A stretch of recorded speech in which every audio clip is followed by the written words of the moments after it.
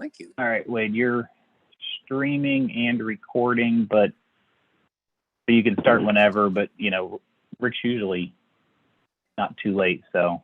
Right. I texted him, but he's not answering me. Yeah, we can give him a minute or so. Okay.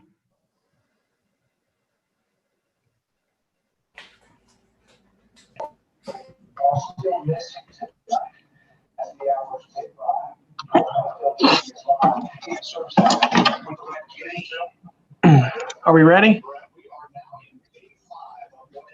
Pretty soon. We were going to give Rick about another minute or so before we get started. Oh, there he comes. Oh, there he is. Yeah. Yeah.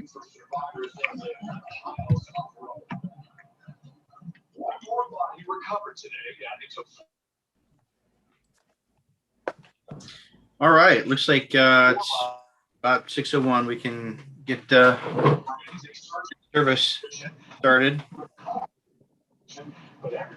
So call the meeting to order, and we'll do a roll call. Brian? Let's see, Cosgray, Present.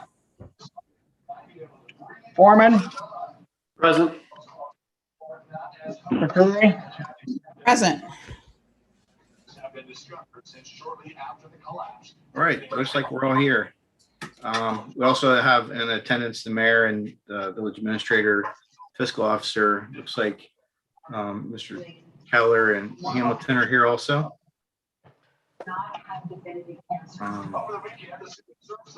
Do we have a motion to approve last meeting minutes, May 24th? Yes, Mr. Cosgray, I'd like to move to approve the minutes from May. Foreman second. All right. Got a motion, got a second. Go roll call for approval. Oh. Brian, Yes. you're on mute because you got some background noise. okay, how about McCurry? Yes. Hello? Yes. Can you hear Cosgray? me? Yes. Hello? Yes.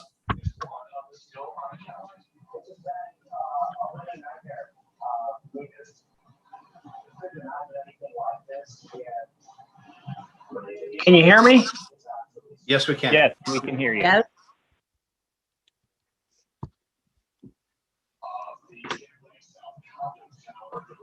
Brian, did you mute your speakers? Can you hear me? He did. Yes. We can hear you.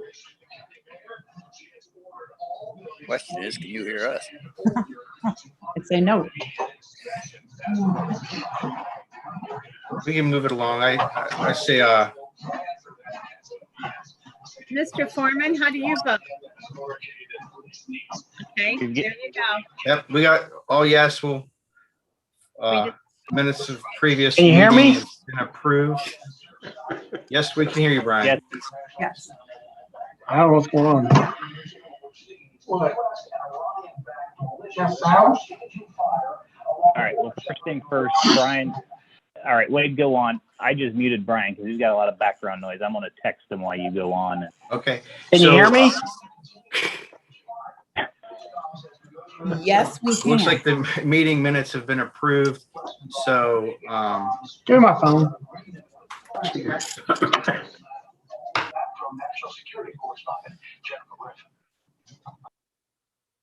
so the next thing, I guess, goals or any visitors? Does any visitors have anything to say or have any points of interest? Doesn't really look like it. Goals are pretty much the same.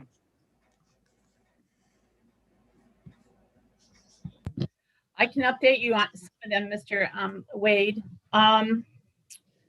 We are still waiting. We still have not had a release from Abby from the state regarding our small government project, which is the Brown, Kumler, and Fremont, nor the OPWC. I had anticipated by now we would have heard. Yeah. But still Can you hear me now? Yes, we Yes, can, we Brian. can hear you, Brian. still must be contingent upon the state budget being passed. So we're ready to roll on those. All the surveys have been done on the Park Avenue one. So we're ready to go. In fact, today and tomorrow, Tim and his team will be working on hot taps at Maple and High, Maple and Boswell, and Johnson. So that would be from item number 67, the Park Street Waterline Oh, Project. what's going on? So we are, those should be completed before the end of the week. It depends on the report. Okay. The other thing is that the number 9, which is the unaccounted for water, which was one of our initiatives for Joey and I this year, putting in water meters and et cetera. We had a webinar scheduled through RCAP and the state to talk about the tracking of unaccounted for water, and for some reason that was canceled. So as soon as that gets rescheduled, we'll make sure we're on that so we can hear the latest and greatest from them. I'm going to move to the wastewater treatment plant now, Mr. Cosgrave. Number 3, if you can see, was the train pump rebuild. What we did is last week, we did the cleaning of train number 4. And while we were cleaning train number 4 last week, we also rebuilt the pump. So we kind of killed 2 birds with 1 stone.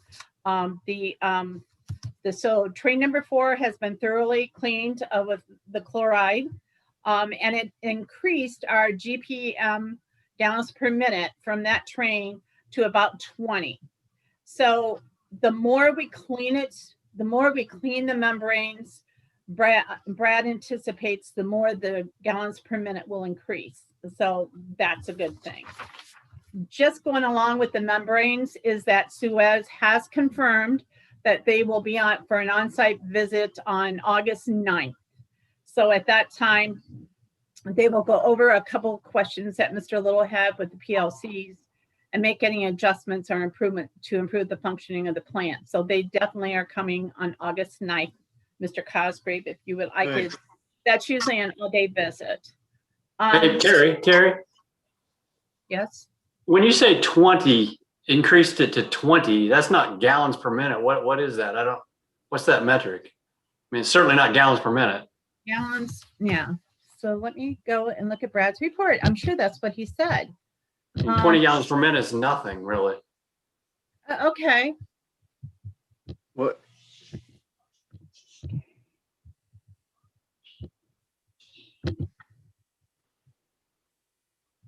$20 gallons per minute. Huh. Okay. Just to verify. So he does that, believe that will increase as we move on. What we'll do is when Suez is here, that's one of the things I want to confirm is what is they believe the optimum gallons per minute we should be seeing. So more to come on. I'm sorry. Okay.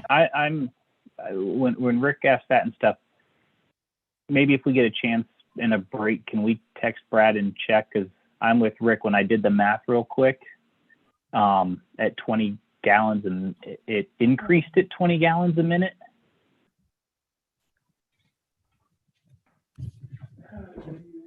Or what? Because I'm looking at that, and that's only 860,000 gallons a month. I'm sorry. It is an increase of 20 gallons per minute. So I thought that's what I said. Yeah, an increase of about 20 gallons per minute. So increase. So how many total? So how many gallons per minute does that move us up to then? And I will find out when we go on, when we go on break, or I'm done reporting, I will text Brad and ask him. Okay. Thank you. We ordered an additional 2 sludge bags to stay ahead of our sludge discharge. So those are on their way. I also am excited to announce that, well, not excited to announce Tom's last day was last Friday, but I'm excited to announce that Joey Little has passed his wastewater operator 1 test. So we now have an operator 1 also at the plant. And today was our first day with Jason Conrad, who is an operator 3, who will be our contract operator going forward at the plant. We have been working with Carla at the EPA to get all the documentation and everything around. So today was really his first day on the job as a contract operator. And once we get all that paperwork sent in, then we'll be good to go. So I think this is a great move for us. I think that this gets us into that category. If we want to expand, we do have an operator 3 now, class 3, and then also will be a good mentor for the class 1s that are there. Any other questions on the wastewater? Harry, who'd you say had the operator 3 license? Jason Conrad. Thank Jason you. he's been in wastewater treatment for about 20 some years, 25 years. He has a job with Fairfield Utilities. So he will be working again as a contract operator with us. Thank you. Terry, have all 4 of the trains been cleaned? No, this was the first one, Mr. Conrad Cosgrave, and that's Okay. because of the weather. You know, we don't want to shut the trains down if we see a lot of water coming, and we'll talk to that as we go through the metrics. So, Okay. So we talked about Tim's team working on the hot taps. Also, they've been working with the sidewalk that we're going to put out by the dollar store. We did some preliminary work, and Wednesday they should be in to pour if it doesn't rain. So it's going to be weather contingent, as well as under lands and buildings. Everything is done there except the roof to the town hall, or to the upstairs on the town hall, and also to the firehouse. So Wednesday he will be in to work on those roofs, again, weather permitting. We've got another update is that we've got all of our ordinances now scanned into the system. So we have started on the deed books for the cemetery. So right now what we're doing is we're transferring all that information from the written books over into PDFs. So that is moving along. The only ordinances that we did not scan were the ones from the late 1800s and the early 1900s, because they're so fragile in those books. So we will have them, because we have to keep all of them, we will have them on site, but we didn't scan those to disturb any of those papers, because pages are very fragile. Also the park in East Market Street, if you remember, that's the sewer reline that we did, and that was done last week. So everything was moving along with our projects. When there was no other questions, we'll move to the metrics. So on page 1, which is the one that is of interest, because if you remember right, we had the big water break at 626 West Market Street during the month of May, and that put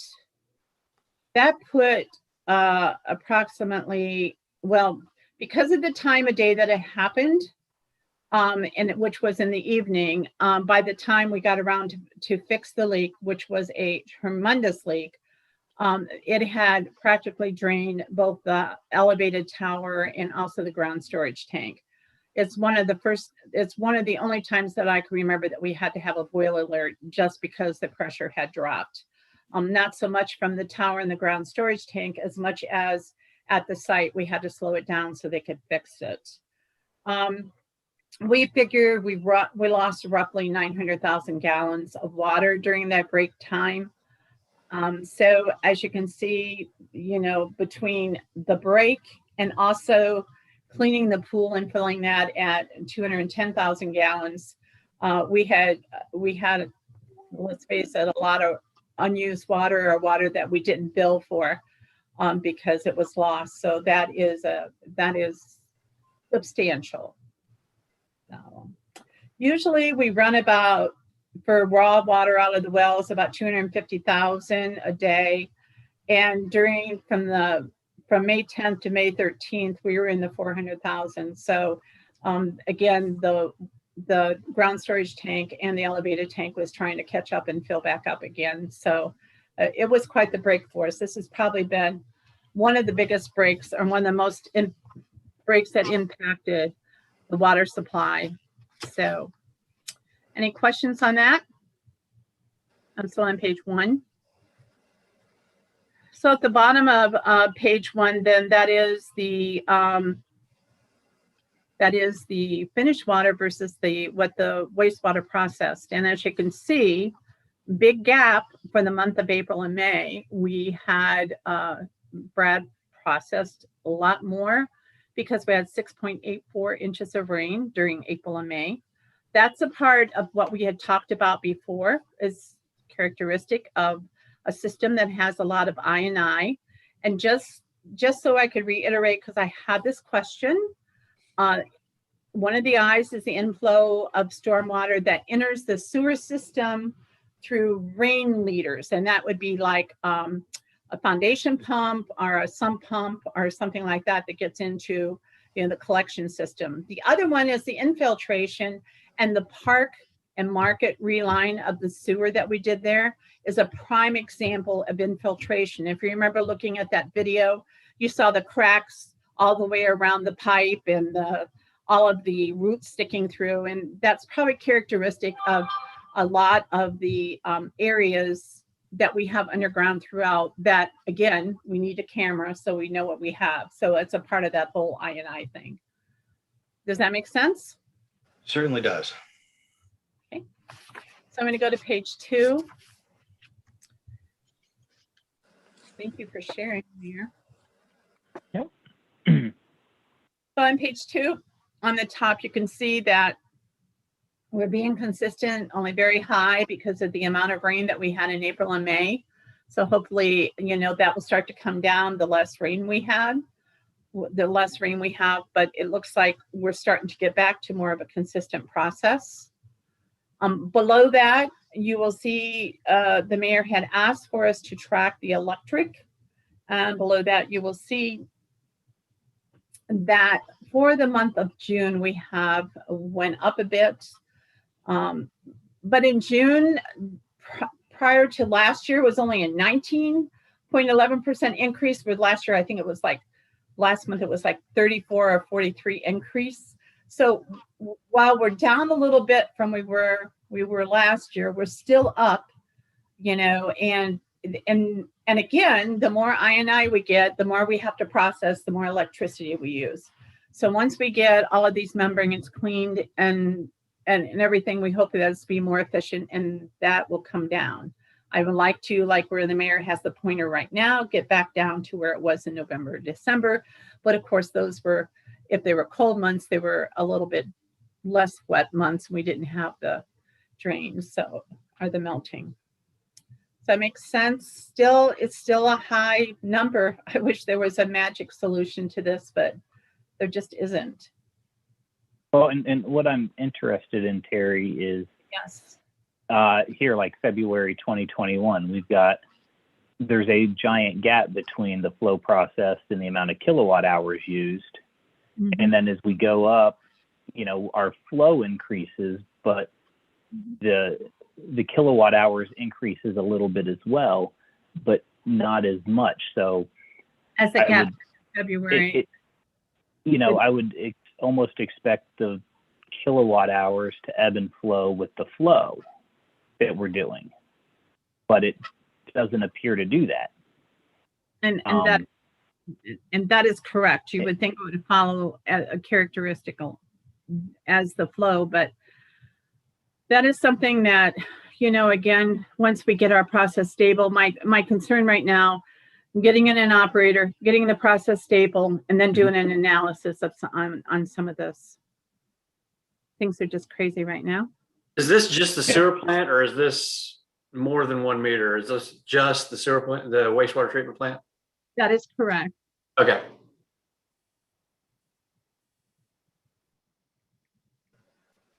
Any other questions on that slide?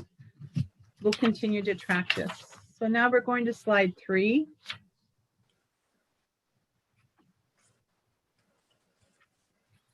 And on slide 3, this just representation of the rainfall versus the flows. And as you can see, you know, it definitely is I mean, the rain is not helping. This is information that we used in that report that we're submitting to the EPA. The rainfall in the lower left-hand quadrant, as you can see, was 4.28 for May, 2.56 to April. Piggyback those together, and we had quite a bit of rain, which resulted into 8 overflows. And the overflows were from May 4th to May 11th. And those were big days for rain. And again, some of that INI, you know, some of, just to show you that in May, the total average flow is like around was 16,748,000, but in April it was only 15,515. So as you can see, that was an extra 1.2 based on all of the rainfall and everything for the month of May. So again, you know, once we get this INI under control, I think it's going to help. And Terry, just again, the 8 in May, you gave those dates, but the EPA counts an overflow for each day, even though it might have been one continuing rain and overflow event. Each day counts as a reportable incident, which is how we got 8 on this. That is correct, Mayor. It's every 24-hour period becomes a new time, regardless whether it's just one overflow due to one rain event. You're going to get it counted, you know, as a separate event. So that is a true statement. Okay. And then our last page, of course, this is the utility report that we get out of the system that says how many people are delinquent, how many people are playing. As you can see, we had a very high delinquency. Much of that was due to the fact that Greif's mailing address was not correct. We're not understanding. Brian had come to me and said, Greif has not paid their bill. So I had sent an email to Jim at Greif to say, is there an issue? You know, I see you haven't paid your bill. It was a couple more weeks and went past, and I emailed him again, and he said, the issue was the mailing address should be in Ohio, and the bill was going to, I believe it was Georgia. And so they didn't get the bill to pay it. They paid it right away, plus they paid their penalty. So of that gigantic bar, you can see that 18,000 of that was just the one bill to Greif. Did we change? I mean, we've sent them bills prior, so how all of a sudden did a new address end up in the billing system for them? It's not a new address. It was the address we always sent it to. But I guess the communication breakdown was something about this was from the buyout, I guess. This is what Jim's telling me. And so then the communications between the people in one state and the other state weren't there. Now we have the address for Ohio to know where to send the bill. But they should have, they got the bill, raised their hand and said, hello, wrong address. But instead, they were just processing it. So, yeah. So I just wanted you to know it's not really as bad as it looked, because so much of that was just one bill, and that was Greif. So, and then again, our delinquencies on our vacant properties, which we have 5 of, soon to be 6, are going up. I have been in contact with 2 of the realtors that have those properties for sale, explaining to them, look, one property alone has $2,000 owed on it. You know, we are not going to turn the water back on, et cetera, until that bill is paid. So chasing down these properties that are, you know, zombies or whatever you want to call them, until there's a for sale sign out front, it's hard to find out who really is responsible for them. We are still struggling with the property on South Mill, which we had last year at this time. So I don't know when all of that's going to break in the real estate world, but it will help us when it does. So And on the bottom, as you can see, as expected, the amount of billed water versus the amount of raw and treated water was crazy. So, and a lot of that was due because of the break that we had. Questions?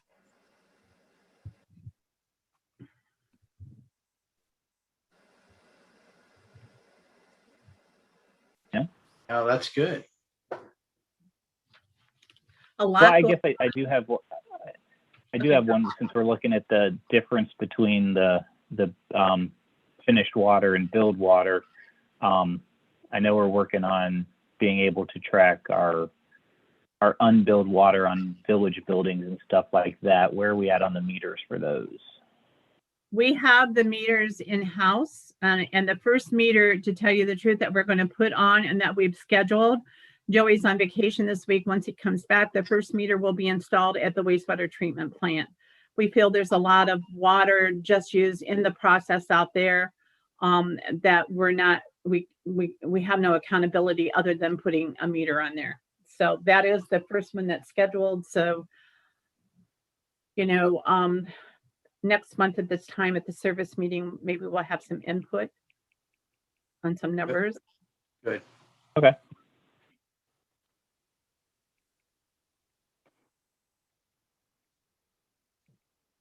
So, does Parks and Rec have anything? We will be meeting, we have a special meeting coming up Wednesday night. We'll be meeting with Robert Landis. He has some proposals for us for the pool that he would like to share with the Park and Rec Committee. So once we have that meeting, then we'll have more to bring back to council. But again, we're going to have a special meeting Wednesday night. Will you be going over the, I think it's the capital improvements fund that we want to create? Is that on that part of agenda? Yes, that will be part of that also, because this will be a part of that capital improvements. Yes. Great. Thank you. Ms. Brandy, do you have anything from the Baltimore Downtown Restoration or Revitalization Committee? No, I do not, Mr. Cosgray, not at this time. All right. And the old business, so the sewer collection line was lined. That's all already done for old business. And does anybody have any new business for service? I can't really think of anything.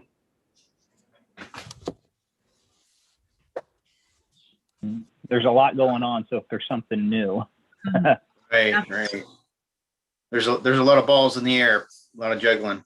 I really appreciate all the work that everybody's doing. They're working hard. So I don't see anybody has any new business. So with that, I mean, we can adjourn. Our next meeting will be fourth Monday in July 26th at 6 p.m. So can I have a motion to adjourn? Foreman moves to adjourn. I'll second that. So is Brian able to do roll call? Brian was changing computers. Yes, I've been listening. Okay, Foreman, Yes. Cosgray, Yes. McCreary. Yes. Motion carries. I'd say we're adjourned. Before we adjourn, Mr. Cosgrave, I'd Sure. like to address Mr. Foreman's question. Right now, we're doing about 140 gallons per minute. We should be doing about 250. So when I say there's an increase, we're getting there. So our goal is 250, and hopefully we'll get there. So thank you. So we're at 140 right now, 140 gallons per minute. That is correct. And our And that goal, represents the 20 gallon per minute increase from 120 to 140. that's And the correct. goal is to get to 250 250, correct. on 4 trains. That was just one train. That's one train, but we're trying to get all 4 trains to Up to that. 250. Yeah, that would be optimal. Okay. Okay, Yep. Sorry. Thank you. Anybody have anything else? sorry. Nobody has anything else. I'd say we're adjourned at 6:30.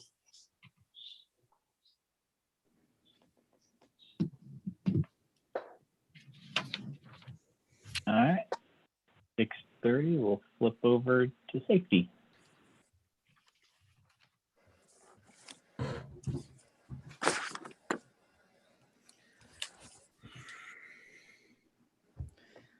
You guys ready for safety? Yep. Okay. All right. It's 6:30. We'll start the safety committee meeting. Start with roll call. Hankinson, Present. Hamilton, Present. Curry, Here. All right. We also have the mayor. Is the police chief on? I am. Okay. And VA, I combined fiscal officer. Yep. Okay. And all the other council members present. Is Chuck out there? Chuck's out there. Yes. Okay. All righty. Approval of the minutes, May 24th. Yes, I'd like to move to approve the minutes from May 4th, please. Got a second?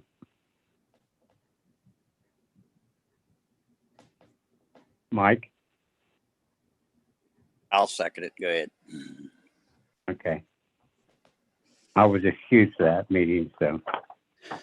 All right, any discussion on that? All right, roll call. McCreary, Yes. Hamilton, Yes. and Hankinson. Abstain. All right, do we have any visitors, Mayor? None other than the council members. Anybody from council want to talk during the visitor section? All right. We'll go into goals. 0 workplace accidents. How we doing? We're doing good. We're still there. Good. So nothing we need to talk about on that then? No. Okay. How about the traffic signs? Yes, the trucks stay on state highway signs were delivered. Again, like we talked about, lots going on. As soon as we can get those up, we will get those up. We also at the same Okay. time ordered a new batch of stop signs. So all of those did, Okay. and we're just waiting on manpower. Okay. Anybody else have anything on the traffic signs? All right. No. I guess if we had no workplace accidents, we have no fatalities, right? Yep, we're good. Okay. Truck traffic problems, areas and signage. You just commented on signs coming in for trucks staying on state highways. Do we have any other problems there? I Well- haven't noticed them anywhere else, Bob. Okay. The police department hasn't come up with any, I mean, do we show any problems there? The only thing that we are still dealing with on a daily basis, although it's really slowed down, is the people that are using their GPS in the trucks and they're still trying to turn onto Water Street and go down to cross the bridge. We've been making an effort every day to have somebody stationed down there during the peak hours. We've had problems. And I have to say the truck drivers have been really good. The ones we've talked to have, gotten the word out that is closed and do not use your GPS when you come in there. So I think we've been really good with diminishing that issue. That's good. Okay. All right, we'll go to the reports. Terry, you got anything for safety? Yes. It kind of goes along with the old business, if that's okay. Sure. The chief had brought to us about the issue with the grass on the highway, and my action item that came out of this meeting was to go and see exactly what we had and what other entities also had. I did a lot of research, and most of any references to grass on the highway came from other entities, stormwater rules and regulations, and not necessary traffic. I did find some out-of-state ones that prohibited what they call any substance. Other ones just say that are specific about leaves and grasses and brick. The one thing that we do have in our codified ordinances is a section on litter. I mean, that would be an option to add it into that section, or we could just go whatever this committee feels. We could just go one specific. No person shall sweep or throw or deposit grass into the street, or branches or ashes or dirts or stone or anything like that would be a safety issue. So I guess to let you know, there's not a lot of specific ones out there. So if we want to do something, my suggestion is we either add it to the litter, or we just come up with a standalone municipal code on it. I think the purpose of this wasn't to literally go around arrest people for putting their grass into the street, but was more of a, we'd like to tell you that this is why you shouldn't do that. More of a, suggestion. Is that right, Chief? Like we want. Yeah, and the issue that it's a multifaceted issue, but as you know, Baltimore has kind of become a hub for bicyclists. Right. And one of the issues you have with them is the same that we have, all of us that ride motorcycles. If you ride into that grass and it is damp, it's like a day like we had today, have some on and off rains. It is literally like riding onto ice. And so I think, on the safety side of it, it's more of what we see. It's more of people that just don't know any better. They don't ride bicycles, they don't ride motorcycles, and they would never think in a million years it would hurt anything. So I think the thing is with the standalone ordinance, if we could maybe put that out as a notice with the water bills, and then the same as we do with any other new ordinance, we'll take 30 days or maybe even extend it out 60 days, and we'll come up with a handout that we can hand out to people that are mowing, so that they understand why that is an issue. So I guess what we're doing is I'm looking to this committee, and if you would like me to get with Jeff and come up with a preliminary legislation, and for you to review, we can do that. Or, I'm looking for direction on this. Would this be like go in the property maintenance or the zoning part? No, this would be more. I wouldn't consider this. Bob, it would be under our traffic ordinances, right. And it would be okay. the same as a non-moving violation. Correct. Okay. So we could put like, as you said, grass, trash. You might even consider mud. People that developers, they pull their trucks out and they sling mud up and down the road, and motorcycle runs over that. That's slick too. It is. You're right. So, so the trash and the grass and mud, as now we pick up leaves.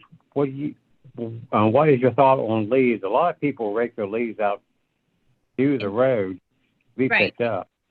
And usually, and I think this is very good if we could get this done before leaf collect up to the collection, like what the chief said, that if we came up with something, we could insert it into the water bills, because I know Tim every year always says they're supposed to just put them on the curb, not in the street. So I think this would help us to educate, and I think that's the purpose of the leaves need to be on the curb, not in the street. So I think we could include leaves in this. Okay. I just didn't know you guys' thought on the leaves, since, you know, that is a big mess in the fall. So, It is. all right. I guess as traffic type of legislation, Okay. we could, you know, add to that part. Yeah. Anybody else have any thoughts on that?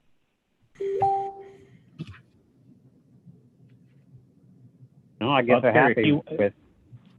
Go Okay, ahead. Terry, if you want this done by leaf pickup, which is roughly October. Yeah, right, because we're done by November. So we do proposed ordinance at the next safety meeting in July. Okay. 3 readings. And then I'm saying 3 readings gets us September. So, but then it takes effect 30 days later, unless it carries emergency language. If you wanted to do 3 readings on it, that gets us to the meeting in September, which means it doesn't take effect without emergency language until the 1st of October, when we may have already started leaf collection. Right. So maybe we put it on the You might agenda for a first reading at the next meeting as well, so that we can get feedback from council, and then safety can review it at the second reading and make any changes. And then we got 1 more reading. And that will allow us to pass it by the end of August, so that it takes effect the start of October, end of September, just in time for leaf pickup. Okay. I think that's doable. That sounds okay. So we're going to look at this at the next council meeting then? We'll see an ordinance? Yes. Okay. And then, Anybody else have any?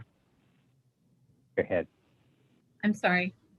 I was just moving Yeah. on to the 3rd bullet point, if we're ready. I'm That is- ready. Okay, the Dollar General's sidewalk, again, in service. I said they'll be in on Wednesday to pour if it doesn't rain. As you can see, everything is, the area over there is currently all ready to pour. One of the issues that we did run into is that there is a drain, well, where you come off of the street there that goes back to the barn, it's like almost a straight drop down to the grass. It's such a drop there. So we're going to put a pipe in there to try to have the water go through that, and then rails on each side, so whoever crosses over it would have a way to hang on to it. But I think raising that up is going to help with the real wheelchairs and et cetera, and strollers, as opposed to trying to keep it down on the ground and then water go across it. So that was the one issue that Tim discovered last week that we're working on. Other than that, if the rain holds out, we probably should have this finished by next week, Okay. which I think is a great improvement in that area. Yeah, it's desperately needed. We monitor down there a lot, and we're still seeing people in those little 3-wheeled scooter things from the assisted living that are coming down there and diving out onto the roadway to get down to Dollar General. So They're very excited about this, so I want to get it done as quickly as possible. Okay. Chief, do you want to talk about the speed and radar sign, or? yeah, we can. I think that would probably be good. So the radar, the speed monitoring radar sign has come in, and it's being put together by some of Terry's crew right now. One of the things we looked at was that it comes with a hard mount, which basically means that every time that you mount it somewhere, there's a capture that goes up, and then this bolts to it. and it makes it kind of ponderous, to move it from one location to the other. Terry and I talked about, we had a conversation about what would be a good option, and we discovered that they make what I would call a trolley for it, that it can be bolted to. It has, it's the height of the unit, basically, and it has two wheels that gives you the ability then to set it up in the roadway, sandbag it so it's not going to go anywhere, obviously. And then if we needed to move it, or all of a sudden we had inclement weather or something, we can get out of there pretty quick. But it looks like, from what I saw when I went out and looked at it, it looks like it's the real deal. I mean, it's made very, very well. Hopefully we'll get data on this that'll be useful for a lot of other things, not just traffic enforcement. Can I, hey, Terry, that statistic report you sent me, is that okay to share? Oh, yes, yes. If you want to throw All right, that. here, let me, this is obviously from another municipality, but here you can see what some of the data we'll get. So as you can see, it's going to tell us the total vehicle count. And when you see that H, that means that's when it's highest. And that equates over there to the hour of the day, which is going to be a great tool. It shows you really how many true violations there were in a certain period of time. As you can see, the minimum speed, the maximum speed, the average speed. And then more importantly, what my portion of this, or the streets portion, is the count. So this is going to be a really, and this is just one standard report. So the police department will be able to pull the reports, different reports off to what they would like to see. And we'll pull reports off to what we would like to see. So it's a dual tool. I think it's really cool. And Chief, this is put on the pole just east of my house right now, right? Right. Yeah, it's stationary, and then we'll be after that. I was gonna say it's not turned on yet, though, right? I don't believe we've turned it on yet, have we, Terry? No, I do not believe. We're just getting connected to the cloud. Dylan and Mr. Little and myself, we had a meeting on how to operate it. So yeah, we're just getting hooked up to the cloud, because all this information does go to the cloud. It doesn't go to a computer.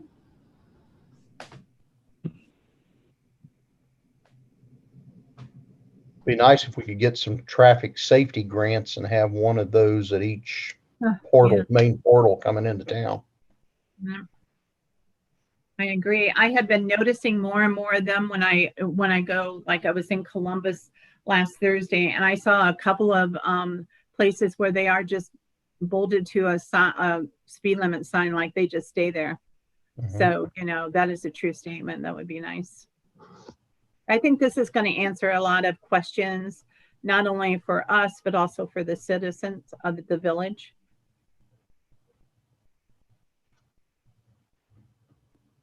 Yep. Those signs do work. Mm-hmm. I agree.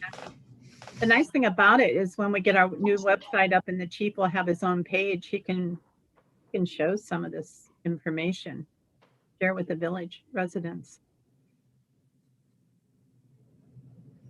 Yeah, because that's like on Boswell Street coming in from the north.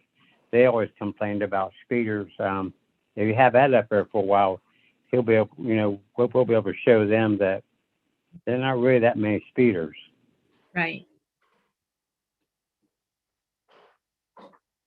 This ain't a lot of. I was gonna say, and when it identifies the primary times for the speeders, I'm gonna jump down to one of the things I noticed on the new business might be ideal for a bike patrol location, not as noticeable as a car. Yeah, and I've got something to talk about on that that'll fit right into that also. Good. Okay.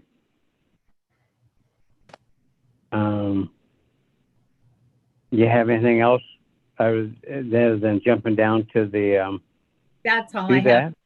Chief's up. Okay. I have something as well. Go ahead. I've had a couple residents mention to me that the flashing lights and the crosswalk highlighting on Main Street is really great, but they felt like the pedestrian traffic on the crosswalk in front of Schaffner's and there at Tower Street was far greater, and that maybe we ought to see if we can't highlight those crosswalks a little more, because the high school students are walking to Schaffner's and kids are walking to the pool. And I've just had a couple different residents point out to me that maybe the really heavily used crosswalks aren't the ones we're trying to draw driver attention to. So it's just something that was brought up to me by a couple different residents. Okay, I hadn't heard that. I could see why somebody would say that, but I hadn't heard that about that corner. I can see it. I think that's a good idea, Yeah. especially there at the Schaffner crossing. Traffic is great there, and it's going to be even greater once we get back to school. Right. Right. And Tower Street, that crosswalk also gets heavily used. Mm-hmm. Yep. Does the Schaffner traffic light, does that have a button that they can push so they can cross? I believe not. I believe No. it's an actuator. It used to. I thought it did did. at one time. It did at one time. Yeah. I don't know if it does still. I thought it did. I don't think it does. I'll double check. That's on my walking route. That's But- your walking route there. Okay. I've got notes. So you kind of wonder, is there any kind of grants for those pedestrian type of Well, warning signs? I you would know like, what, Terry? what? I was gonna say when he just mentioned grants, because that one right there at Schaffner's is near the school, as opposed to just a regular roadway grant, a school safety grant might qualify for that. I will check into that, but I think because we've already gotten the schools, maybe we can add on to it. But that was going to be my suggestion, see what the grants look like from MoDOT and to see if we could qualify for one of those. The one that's currently in use on South Main, that was a state of Ohio install, correct? That was a part of the safe school routes to school on South Main. Right, but I'm saying that was something that the state installed and put in. Yeah, as a part of that grant. I will find out about that to see if we can, in fact, those will be coming out soon to go ahead and apply for, to see if we can get one. I will try very hard. Okay, that'd be good. It'd be great when we have traffic counts, so I could say this many cars go across there. And seriously, you know, if we had a Yeah. traffic count to show what our traffic was in that area, because that's going to make a difference. Because I had that traffic count with Water Street, and that's how I could also include the schools in that. So, Well, if those grants will be coming out soon for late to be, yeah, that might be a good next location for the portable radar sign right there, so you can get some early counts, and you know, even before school starts, to see how much traffic goes down through there. oh, that's good. Before and after, good. I'm going to check on that button thing though, because I can't really tell you yes or no now that it's making me think there might be one there.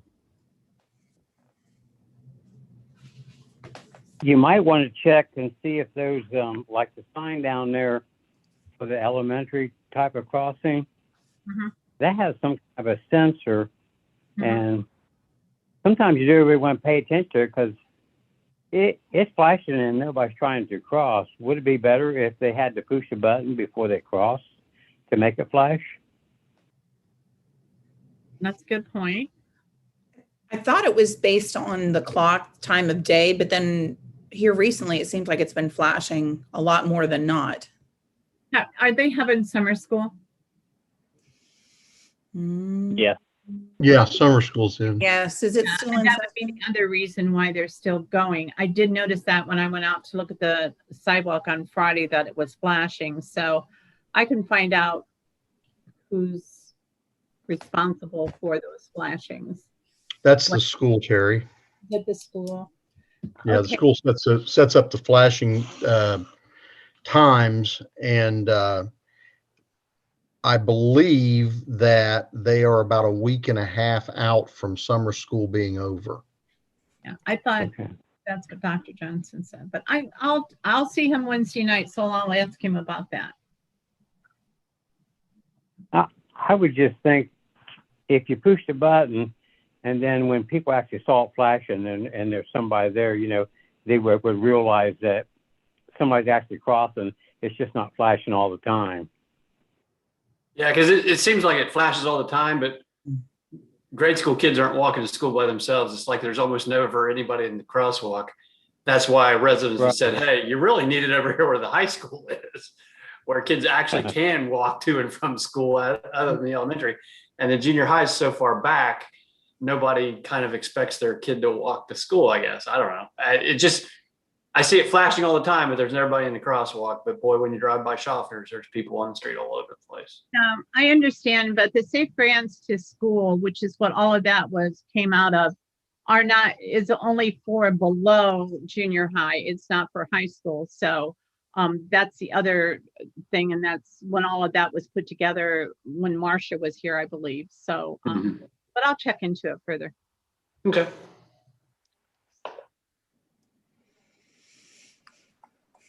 Okay. The Dollar General sidewalk, radar signs, and do you have anything else for us, Chief?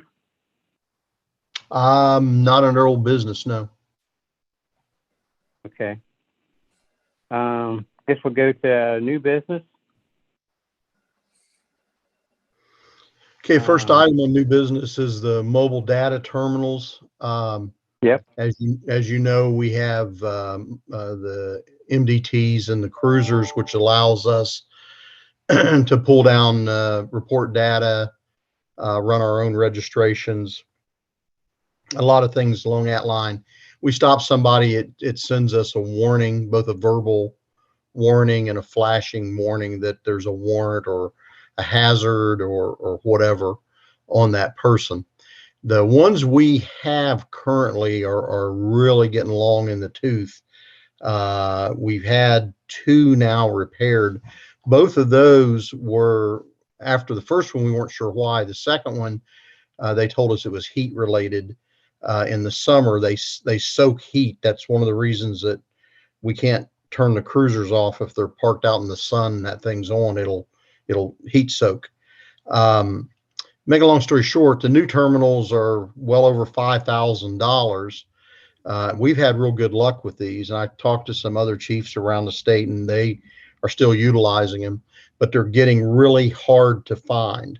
So we located a vendor who we negotiated with, and we're able to secure 2 of those for $600 total, $300 a piece, that come with a warranty and have been completely rehabbed. Our intention is to put those on the shelf, and if we have one go down, instead of having to buy one of these $5,000 units, we can take one of those and plug it directly in. It's a matter of just a download at that point, and that'll keep us up and going for the near future, I hope. So the 2 of them for $600 will replace the $5,000 ones? Well, no, if we had to buy a new model, they're around $5,000. So instead of doing that, if one of them was to go down, because again, they've been in the cruisers for a long time. This way, if one does go down for $300, we can put a reconditioned unit in and hopefully you get a long service out of it like we have the others. You got 2 of them for $600, Chief. 2 for $600, yeah. Outstanding. So you have the funds for it then? Yeah. Okay. That sounds like your homework worked out for you. It did. We were really happy about that. That's a good deal.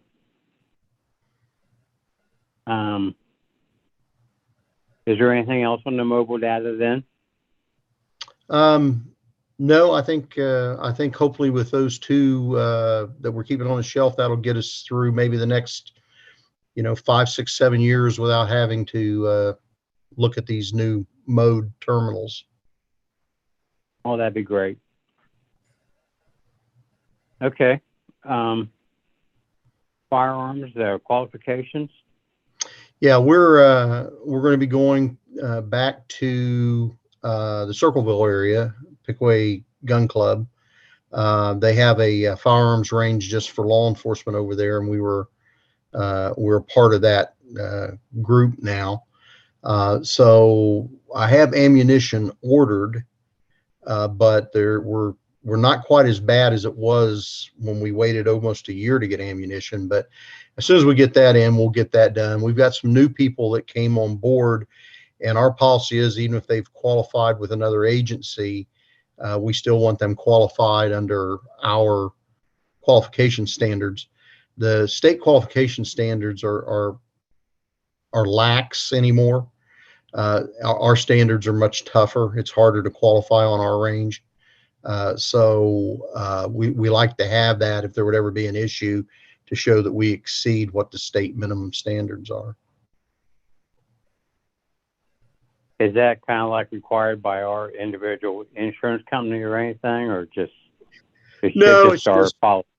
Yeah, it's something we started here. We try to stay up with civil actions that have been filed against police departments, and one of the big things that's out there right now is the whole negative or improper training thing. So we just need to stay ahead of that, not let that be something that's going to come back and bite us. Okay.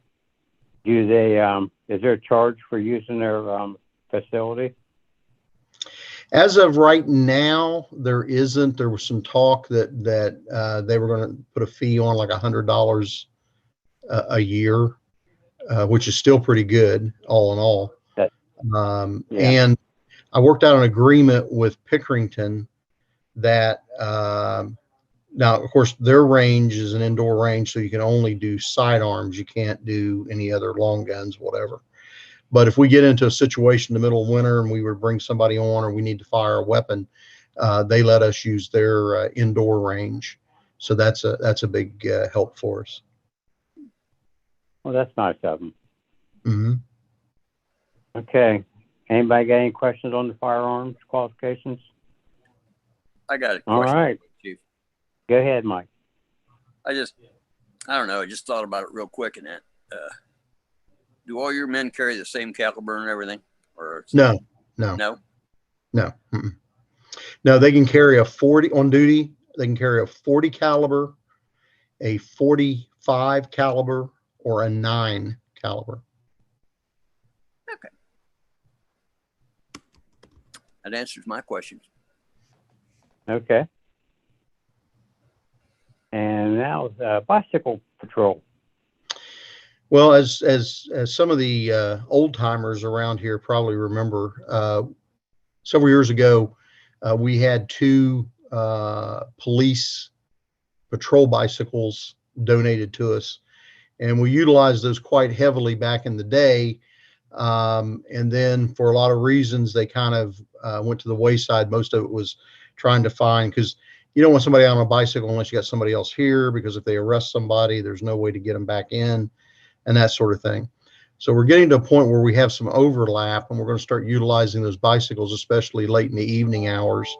But one of the things that we've been looking into, we have a LiDAR, which is basically a traffic laser.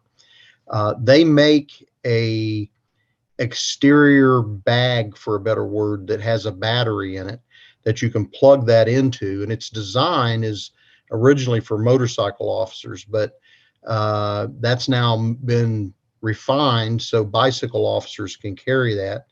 One of the things we've talked about is in a high traffic area, high patrol area for traffic, that we would utilize the bicycles for that.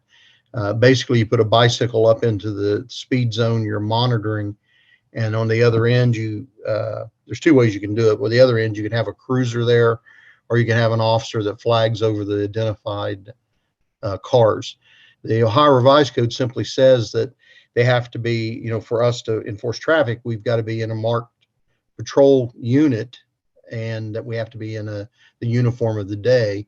Well, the police bicycles we have all clearly say police down the side. They are tested and certified as police patrol bicycles, and obviously our guys would be wearing a uniform. So I think that would be, especially one of the things that a lot of people, I think sometimes it gets past them, is they say we have a speed problem. So I go park, and you see the best drivers you've ever seen in your life.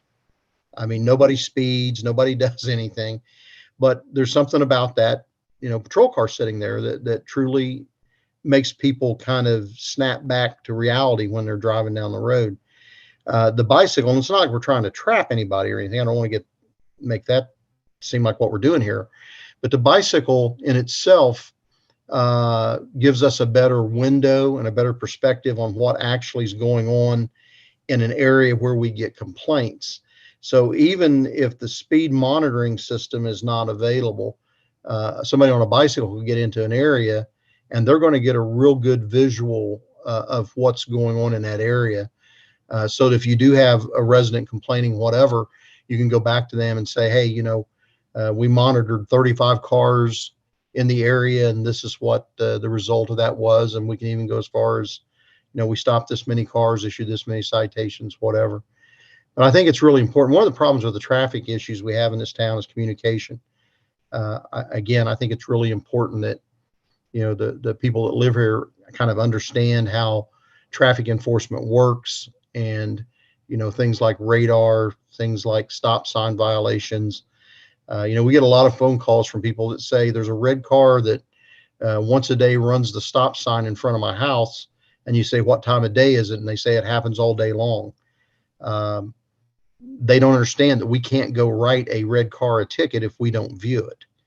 Now, we certainly encourage people to call in and tell us if they've got an issue, but we're held to a certain standard when it comes to issuing a citation and putting somebody into the judicial system. Well, that's the same thing I always tell them. If somebody complains about speeding or stop signs and stuff, I says, well, just make a note of what time of day that they're doing, what kind of car, because people are creatures of habit. They do it all the time. Mm-hmm. So, yep, I agree. But we never get any data from them.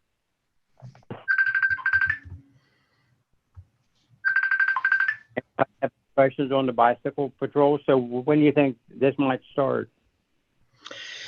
If everything goes the way I think it will, we're hoping in the next 2 weeks to have the battery pack. And once we get it, we've already got helmets and the other gear that they need to operate the bicycle. So we should be good with that. Okay. All righty. Does anybody else have anything for new business or something about the old business? I have a quick comment. Okay. We had been talking about Basel, that intersection there at Market and Basel, by the bank. Is there any way that a mirror could be placed out there across from the bank so that cars can see traffic coming up Basel into town? Are you talking about for cars that are like exiting the bank? Yes.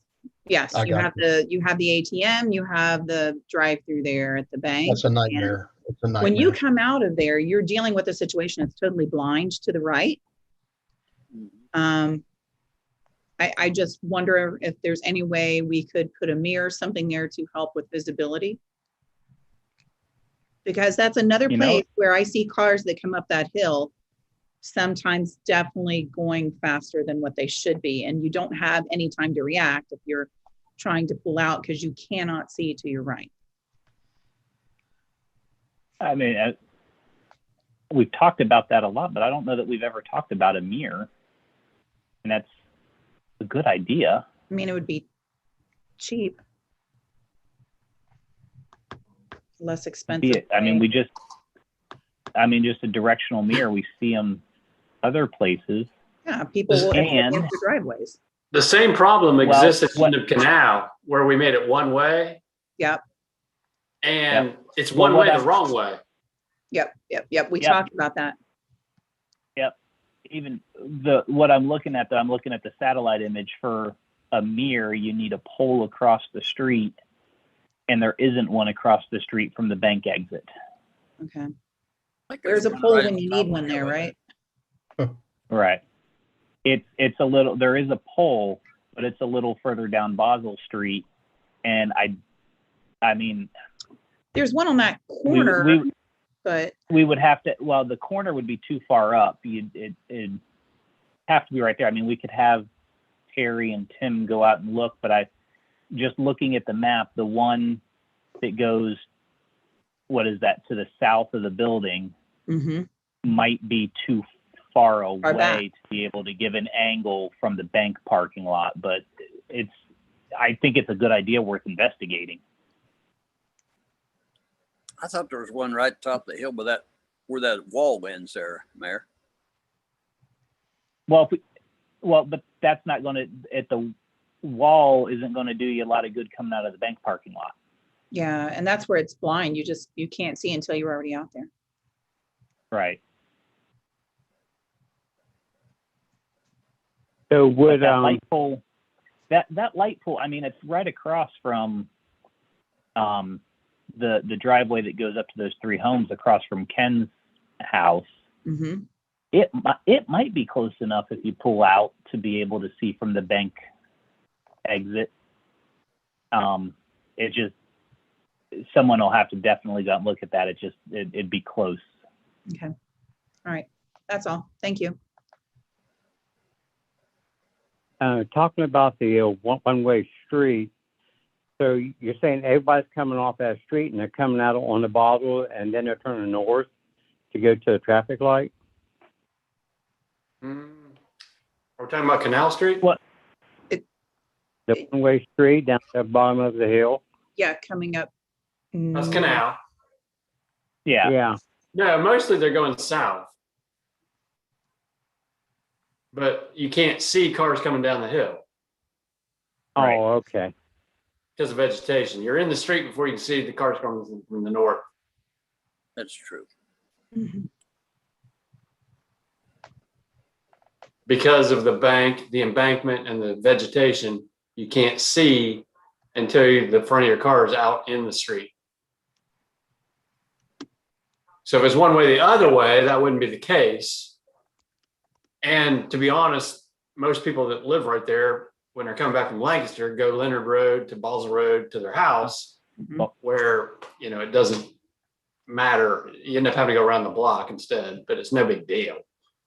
Well, I remember when that flipped to one way because that used to be my shortcut to my office, and then it flipped to one way.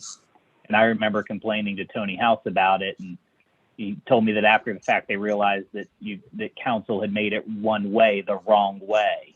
Yeah. I Or think And actually, it should, two-way was not that big a deal. It didn't get that much traffic, to be honest. But right.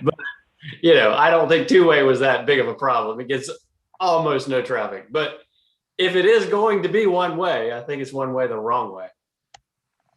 I agree because yeah. Well, did they make a one-way because everybody was using it as a shortcut to get around the traffic light? Yes. But and that also kind of marks the point that it was one way the wrong way because now everybody goes down South High Street to Canal Street and then out Basel Street to avoid the traffic light. Right. I don't know if that many people were using it to avoid the traffic light. I live on the street. It's not that busy no matter what. Yeah. So Mary, So are you guys changing it? I was just going to say, is this something we want to revisit? I think we should. I think it makes sense to.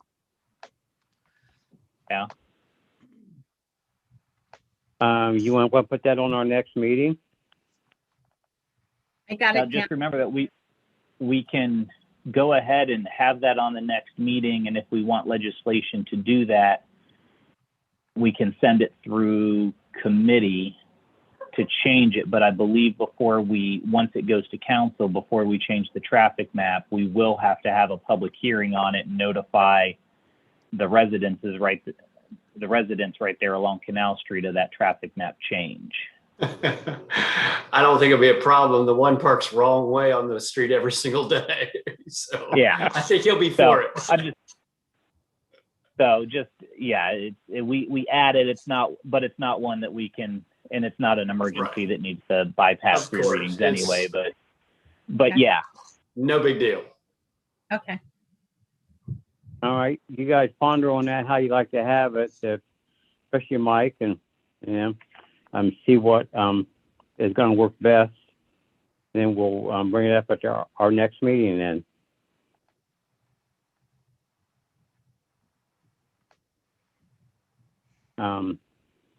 Anybody else have any new business? One quick thing, there's an ordinance on tonight. I apologize, it probably might have been more appropriate for service, but close enough. 2021-17, which is amending the appropriations for the money for the zoning software and code enforcement. I just didn't know if you guys wanted to discuss it here real quick so that it can have gone through committee. I mean, we discussed it and everyone passed it via motion at the last council meeting, but this way the ordinance at least goes through committee. Mayor, it was discussed at finance too. It Right. went- Yeah, it was, and Wade made the motion, so he ought to sponsor it. Well, I did not have that. I did not have that in my notes, but I will now, and Wade will sponsor that. If you look at the minutes, it will say that. I already read the minutes for the council. All right. Because I Okay. required the software because of that motion, and I've already Right. done our first training. Yep. Yeah, I can Right. sponsor that. Thanks, Wayne. Okay. Is there anything else for safety? All righty.